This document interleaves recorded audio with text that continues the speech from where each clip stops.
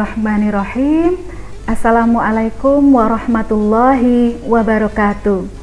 Alhamdulillah wa syukurillah, berbahagia sekali pada kesempatan kali ini dapat bertemu meskipun secara virtual dengan ayah bunda sekalian dalam kegiatan parenting kelompok bermain Islam terpadu Harapan Bunda Purwakerto. Pada kesempatan kali ini kita akan membahas tema tentang manajemen stres di era pandemi. Ayah bunda, 6 bulan sudah kita beraktivitas dalam kehidupan kita untuk senantiasa sesuai dengan protokol COVID-19. Tak terkecuali di sekolah KBIT Harapan Bunda.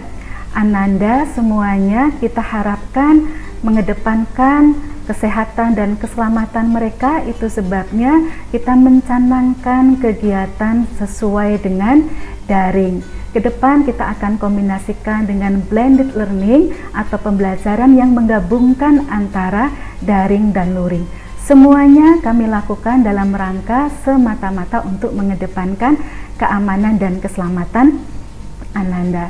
Namun demikian, tidak kita pungkiri pada masa-masa seperti ini akan membuka peluang baik bagi orang tua, bagi anak-anak untuk mengalami berbagai macam hambatan atau kendala ketika melakukan pembelajaran di rumah. Namun demikian, yang perlu kita pahami bersama bahwa pendidikan anak usia dini antara sekitar 2,5 tahun sampai dengan 4 tahun di KBIT Harapan Bunda ini tetap terasa urgent. Mengapa demikian? Karena usia ini pada tahap perkembangan anak usia praoperasional. Apa itu praoperasional?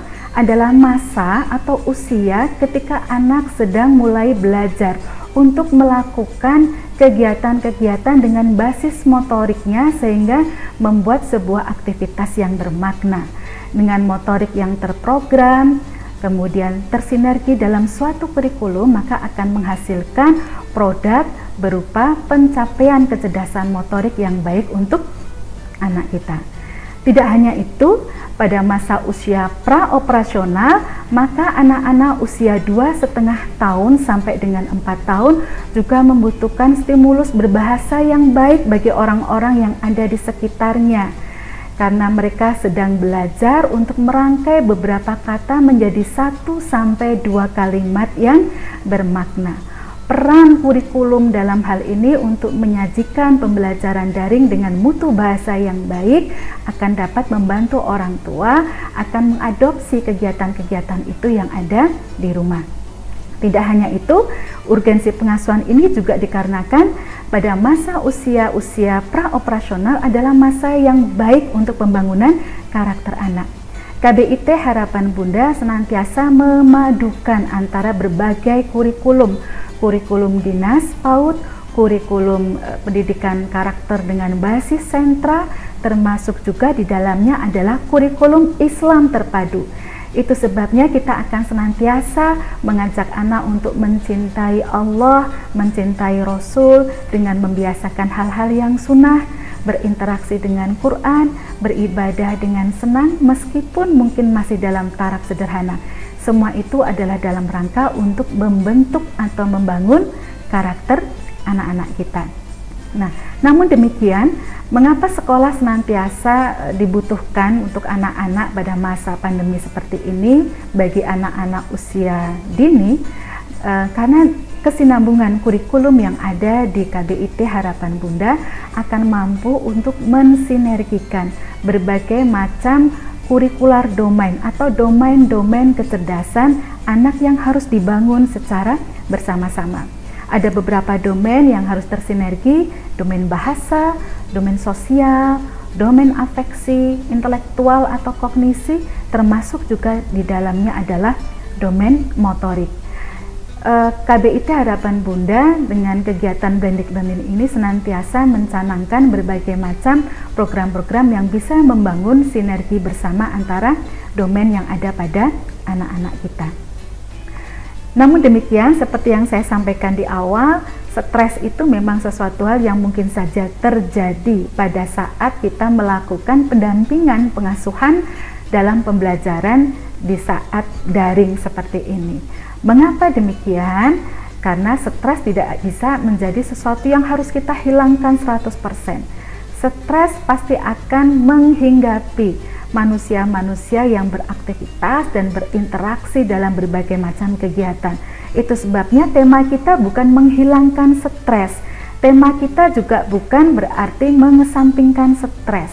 Tema kita adalah mengelola, mengendalikan dan memanage, karena stres itu adalah sesuatu yang tidak bisa kita hilangkan 100% dalam kehidupan kita.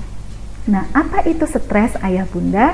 Stres itu adalah sebuah respon yang ada pada diri kita untuk menerima berbagai macam rangsangan yang ada dari luar.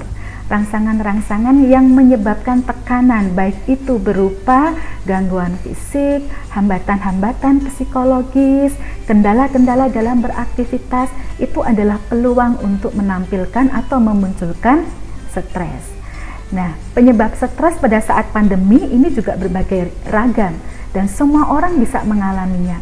Pada sisi orang tua, biasanya ada berbagai macam kendala di dalam melakukan pendampingan anak belajar di rumah. Ini juga bisa menjadikan orang tua mengalami stres.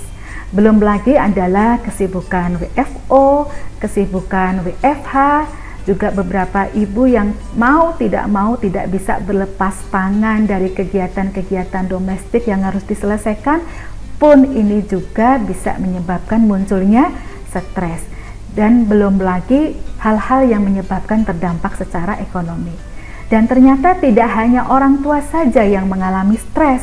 Anak-anak pada masa pandemi ini juga rentan mengalami stres. Mengapa?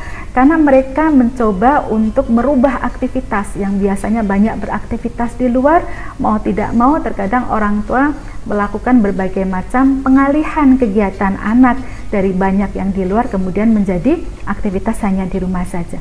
Mereka yang biasanya menikmati belajar di sekolah bersama teman-teman, bersama dengan guru-guru, maka juga terkendala secara psikologis karena masa itu tidak bisa mereka peroleh paling tidak selama bulan-bulan ini. Belum lagi adalah hal-hal yang barangkali secara pembelajaran daring, mutu yang disajikan di rumah berbeda dengan mutu yang disajikan di sekolah. Bagi anak tentu ini terasa dan bisa juga menyebabkan stres. Nanti akan kita cari solusinya bersama-sama. Nah, tidak hanya anak, tidak hanya orang tua, ternyata guru juga dapat mengalami stres. Mengapa demikian? Karena persiapan pembelajaran daring ini memang membutuhkan inovasi yang besar, membutuhkan kreativitas dari para guru yang lebih dibandingkan dengan masa-masa sebelumnya. Belum lagi tuntutan layanan dari orang tua, sehingga pembelajaran daring bisa dilakukan secara bermutu tetapi tidak merepotkan orang tua. Ini tentu menjadi sebuah masalah tersendiri. Dan para guru juga dihadapkan dengan berbagai macam masalah-masalah administrasi.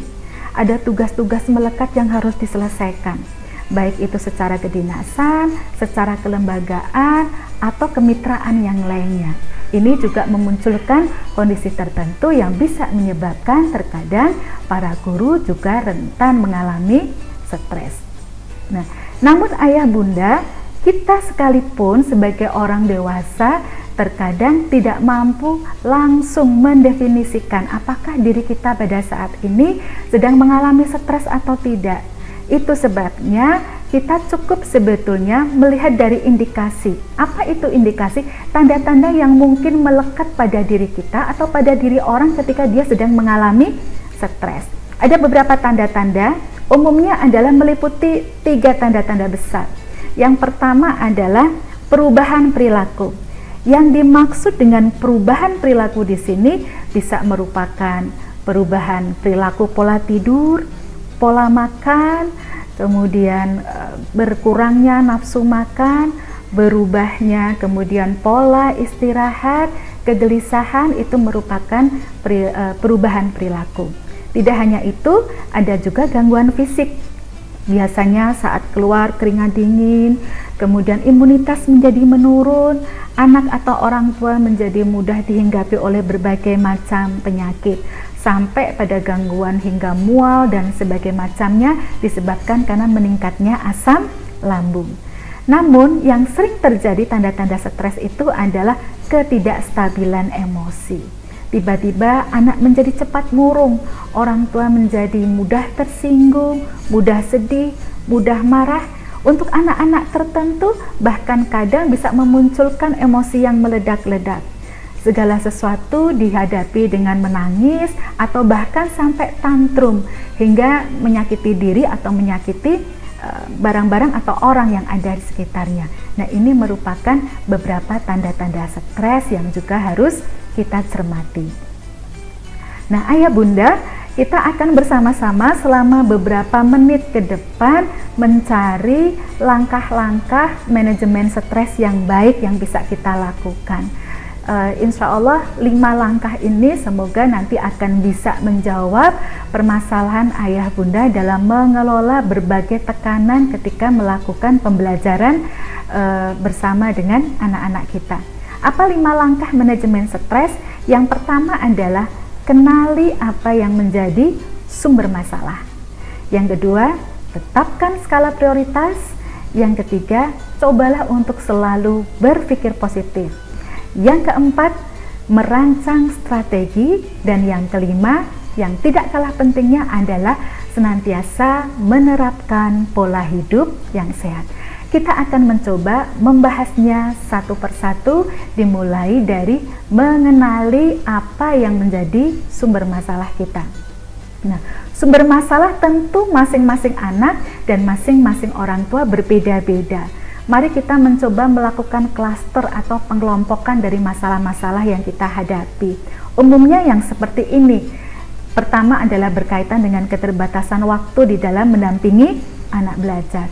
Jika ini menjadi masalah bagi ayah bunda, ada baiknya ayah bunda berkonsultasi dengan guru sehingga memiliki fleksibilitas waktu yang baik bagi anak maupun bagi ayah bunda semuanya.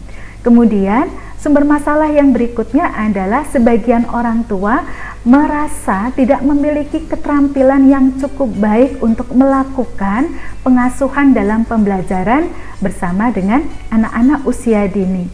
Entah itu dikarenakan skill, boleh juga itu dikarenakan masalah pengalaman dan sebagainya macamnya.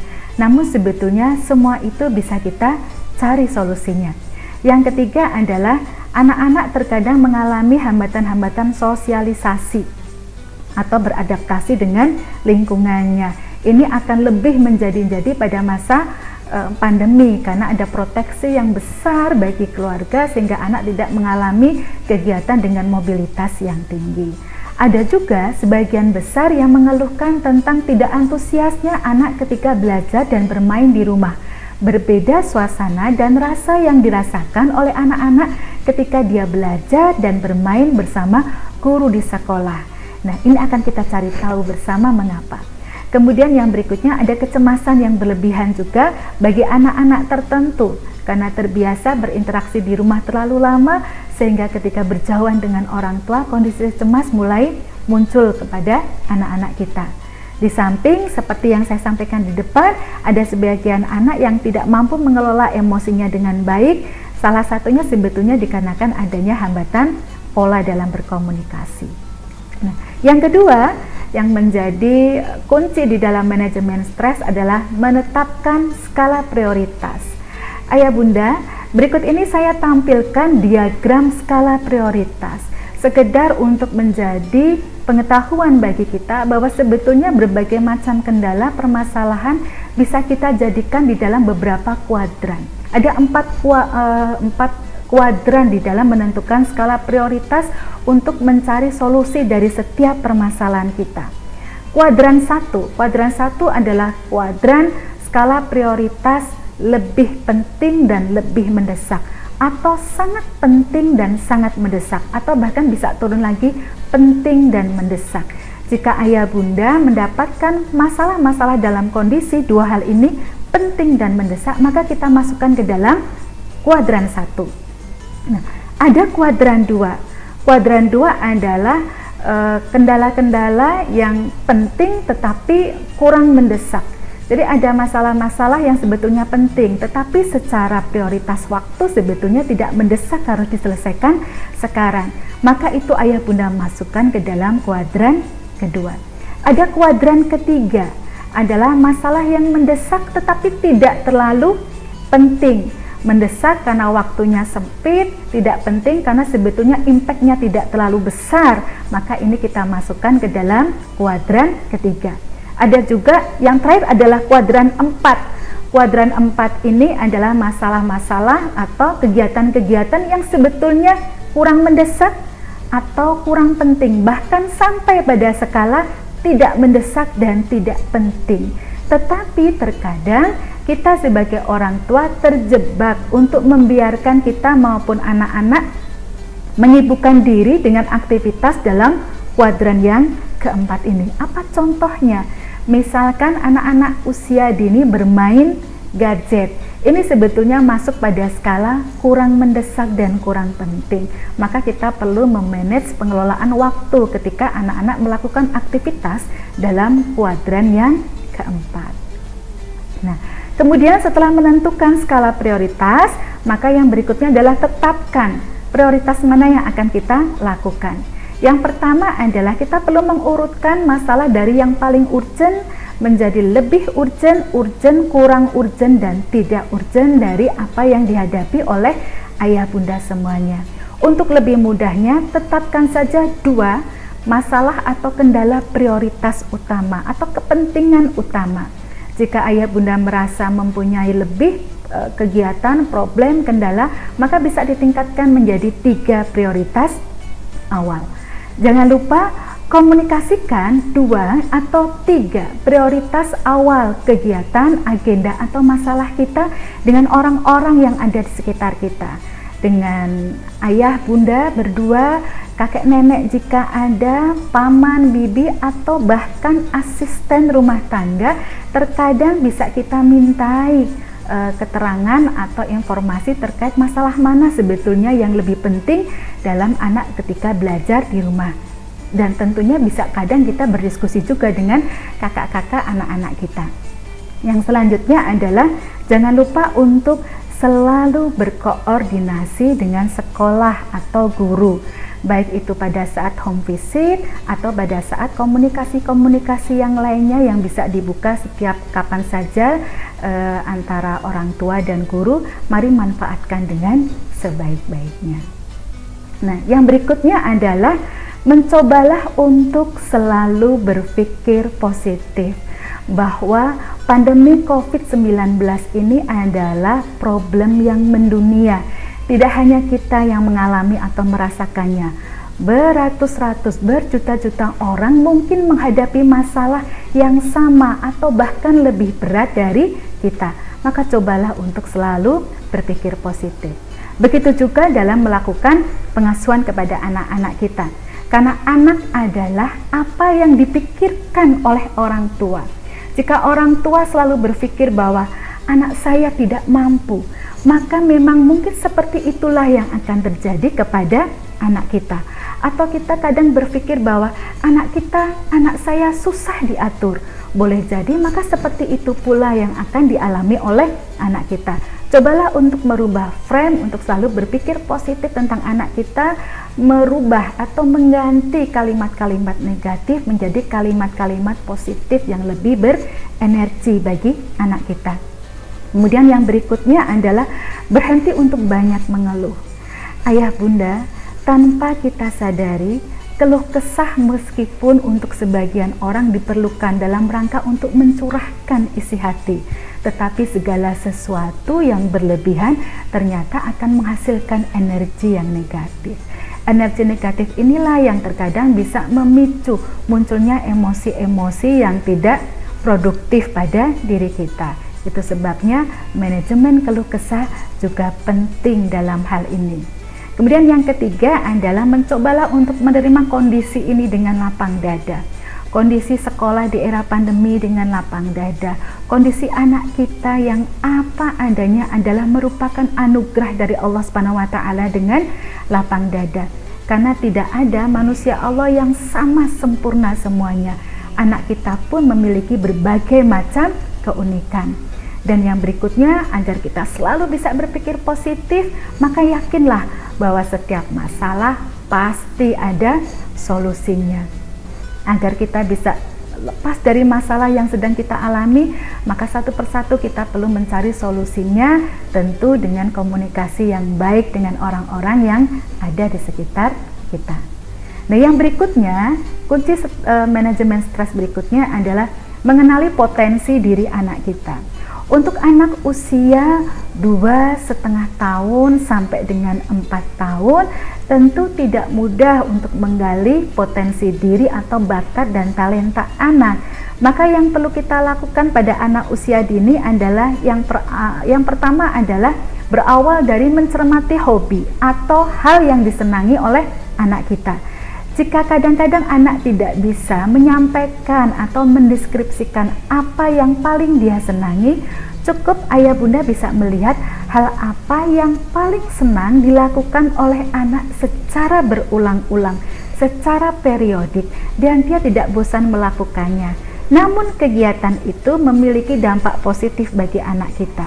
Maka boleh jadi itu adalah merupakan salah satu bukti bahwa anak mempunyai semi potensi yang masih perlu kita gali kembali. Kemudian yang berikutnya adalah menyesuaikan dengan gaya belajar. Ketika kita tahu bahwa anak mempunyai potensi menyanyi misalkan, dia senang bergerak, beraktivitas sambil bernyanyi, ada baiknya ayah bunda untuk mengawali kegiatan-kegiatan ketika pembelajaran daring juga sesuai dengan gaya belajar yang disenangi dengan anak. Mari kita mencoba untuk menyanyi seperti anak yang kita senangi juga. Yang berikutnya adalah berani berkreativitas. Ayah bunda tidak henti-hentinya untuk mencoba berkreasi, termasuk juga membiarkan anak kita untuk banyak mengeksplorasi diri dan berkreativitas dengan bahan-bahan yang ada di rumah untuk bermain. Pastikan itu aman, karena dengan memudahkan anak membuka peluang untuk berkreasi, maka ini akan meminimalisir terjadinya stres pada anak-anak kita. Nah, yang berikutnya adalah merancang strategi pembelajaran di rumah. Di dalam merancang strategi pembelajaran di rumah, meskipun ayah bunda sudah mendapatkan wicked plan atau rencana pembelajaran, ada baiknya kita juga menerapkan beberapa strategi-strategi kecil. Misalkan yang pertama adalah tentang penentuan waktu yang efektif. Yang perlu kita ingat, waktu efektif bagi orang tua belum tentu itu adalah merupakan waktu yang efektif bagi putra-putri kita. Pastikan bahwa waktu yang ditentukan ketika kita melakukan pengasuhan di dalam bermain atau belajar adalah waktu yang dipandang efektif untuk kedua belah pihak, baik bagi kita sebagai orang tua maupun bagi anak-anak kita. Yang kedua adalah tentukan tujuan saat kita belajar atau bermain bersama anak-anak kita. Contohnya misalkan ketika anak-anak sedang beraktivitas dengan jurnal mereka melakukan coret-coret dengan pensil warna dan sebagainya macamnya. Sebetulnya jurnal itu mempunyai tujuan yang urgent. Anak mengenal klasifikasi warna, anak melakukan fine motorik atau melakukan gerakan motorik halus, kemudian anak mencoba untuk mendeskripsikan hal-hal yang dia lihat atau dia ingat dalam bentuk coretan-coretan yang tentu bentuknya masih jauh dari sempurna. Namun ini adalah tujuan yang perlu kita pelihara, sehingga kegiatan ketika kita lakukan bersama anak tidak melenceng dari tujuan yang sudah ditetapkan. Yang ketiga adalah awali pada saat anak merasa bahagia. Dalam otak kita ada satu bagian kecil yang disebut dengan limbik atau otak limbik. Otak limbik ini disebut juga sebagai pusat bahagia. Guru yang bijak, orang tua yang bijak, maka sebelum dia melakukan aktivitas bersama dengan anak, pastikan limbik anak sedang bekerja, pastikan dia dalam keadaan sedang bahagia, maka kita perlu memicunya sehingga limbik itu senantiasa beraktivitas dengan baik. Bagaimana cara memunculkan agar ada aktivitas limbik anak? aktivitas limbik anak bisa dipacu dengan senyuman, dengan tertawa, belayan, ciuman, pelukan, apresiasi, atau hal-hal yang disenangi oleh anak kita, bermain game sederhana, menyanyi, itu adalah aktivitas yang akan memacu limbik anak bekerja sehingga dia dalam keadaan bahagia. Kemudian batasi waktu anak ketika dia sedang bermain bersama atau belajar bersama dengan kita. Karena anak-anak usia 2,5 tahun sampai dengan anak usia 4 tahun, ambang konsentrasinya masih sangat rendah, kurang lebih antara 10 sampai 12, bahkan terkadang ada yang 7 sampai dengan 10 menit. Pastikan ketika anak sudah melewati ambang konsentrasinya, maka kita pasang kembali berbagai macam aktivitas untuk memacu limbik anak. Kita melakukan ice breaking terlebih dahulu dan kemudian baru melanjutkan aktivitas selanjutnya. Yang berikutnya adalah variasikan metode belajar yang menyenangkan. Karena dunia anak adalah dunia bermain, dan pengertian bermain adalah aktivitas yang dilakukan secara otonomi dengan bahagia, dengan senang oleh anak-anak kita. Maka segala aktivitas bagi anak sebetulnya bisa kita jadikan sebagai sebuah aktivitas permainan. Dan yang terakhir yang tidak kalah penting di dalam merancang strategi adalah tentukan bahwa setiap kegiatan kita sudah pastikan ada apresiasi. Apresiasi tidak mesti dalam bentuk pemberian atau hadiah atau reward. Dia bisa berupa pujian, dia bisa berupa rasa hangat, rasa senang yang ditampakkan, misalkan dengan jempol, kemudian dengan kiss, dengan ciuman kepada anak kita, itu juga sudah merupakan apresiasi bagi anak kita. Dan yang berikutnya, yang terakhir ayah bunda adalah senantiasa menerapkan pola hidup sehat. Mutu kehidupan anak kita di era pandemi dan dalam melakukan kegiatan dengan blended learning ini tentu dipengaruhi oleh mutu gizi makanan yang dimasukkan ke dalam tubuh anak-anak kita. Maka pastikan semuanya berada dalam keadaan gizi yang seimbang. Meskipun itu sekedar berbentuk cemilan sekalipun, maka pastikan semuanya seimbang sehingga akan berdampak pada meningkatnya imunitas anak-anak kita. Dan pastikan juga anak-anak kita mengalami pola istirahat yang benar, yang baik. Dia tidak terlalu lama beristirahat sehingga tanpa aktivitas apapun, tapi juga tidak kurang dalam beristirahat. Dan juga ayah bunda cukup memberikan ruang, cukup memberikan waktu bagi anak kita untuk mengeksplorasi tubuh dia, melakukan aktivitas berbasis motorik, karena ini adalah usianya. Dan tentu yang terakhir yang tidak kalah pentingnya adalah senantiasa berkomunikasi dengan anak tentang pentingnya selalu menjaga kegiatan kita sesuai dengan protokol COVID-19. Dimanapun cuci tangan, tidak berinteraksi dengan orang terlalu dekat, dan senantiasa menjaga tubuh kita, kesehatan kita dengan mengenakan masker. Nah, itulah ayah bunda beberapa hal yang bisa saya sampaikan dalam kegiatan parenting kali ini tentang manajemen stres di era pandemi. Tentu ada banyak hal yang barangkali dapat kita gali bersama-sama nanti dalam forum diskusi. Saya Tri Asmiati, mohon maaf apabila ada kekhilafan. Wassalamualaikum warahmatullahi wabarakatuh.